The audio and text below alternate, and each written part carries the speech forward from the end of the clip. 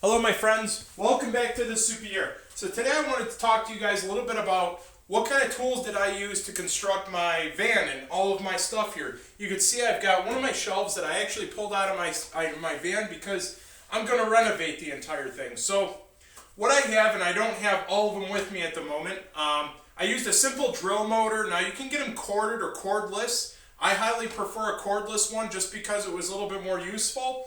And that's for, doing some simple screwing and stuff like that. I also used this is what they call a jigsaw.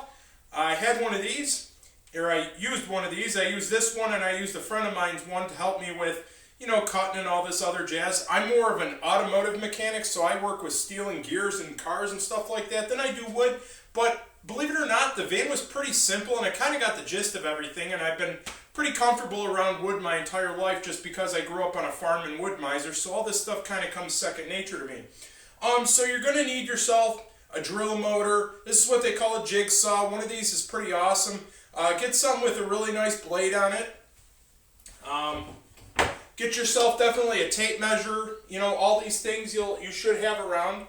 Anyway, get yourself a hammer, a nice screwdriver, a set of paintbrushes, because you're going to want to waterproof everything in your van, urethane it with some kind of a coating, just because spills do happen inside the van, so you're going to want to urethane everything. Sawhorses are another kind of tool that I took advantage of. Make sure you also get yourself a really good pencil, a ruler. A ruler comes in handy because sometimes there are places when a really big tape measure like this isn't really needed. So, let me see, what else did I get? I have, but not currently present.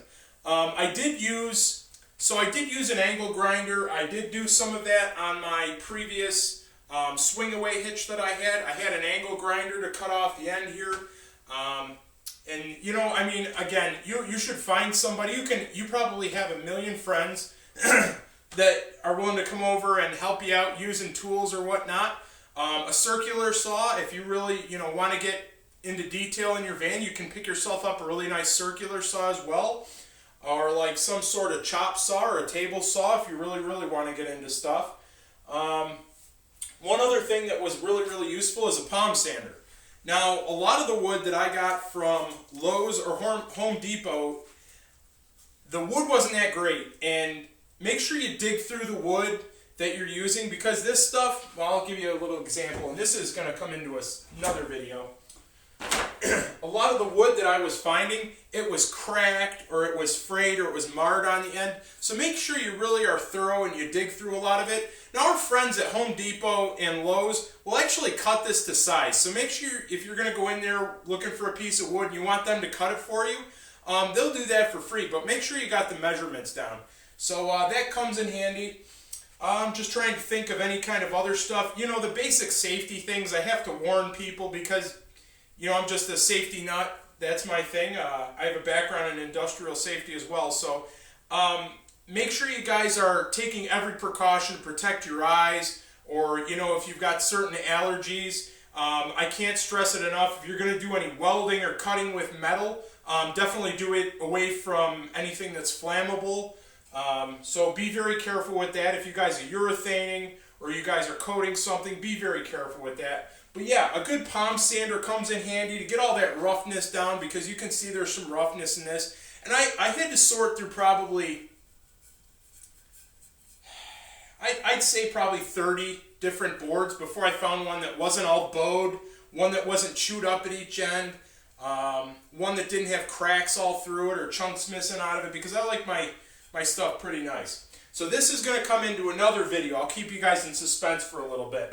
And I do have another video. I did go to an RV show, but I'm figuring out how to stabilize all of the videos that I took at the RV show. So just going to turn that off for now. Space heaters do help out when it's cold outside too. That's kind of another tool.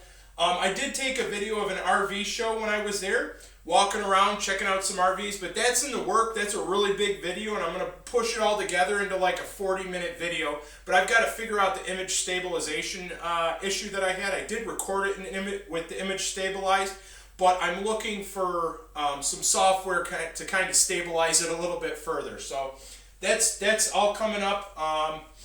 I'm doing some software hunting, so if you know of any apps or any software that I could use that's pretty easy to navigate, let me know.